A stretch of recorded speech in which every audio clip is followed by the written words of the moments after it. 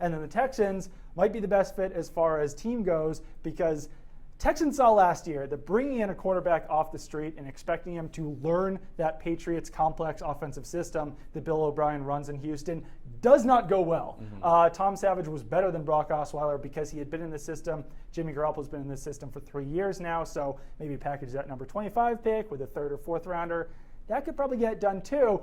Not to continue on here for a second, but Lombardi also talked about that and said the Patriots might not be willing to ship Garoppolo to the Texans because that could immediately make them contenders. Put a quarterback on that team, and they might be able to beat the Patriots. Yeah, that's exactly what I was just going to say. I think the Texans would be the best fit for him because the Texans they're not on the level of the 49ers, Browns, or Bears, where those teams really need a lot of work. I can't see them contending for at least another 2 to 3 years. Put a good quarterback on this team, like you said, this Texans team, and they are a contender. Yep. They can challenge the Patriots in the AFC, especially with you saw how good their defense was. I mean, even put Jimmy Garoppolo over Brock Osweiler in that divisional round. The Texans very easily could have beaten the Patriots in that game.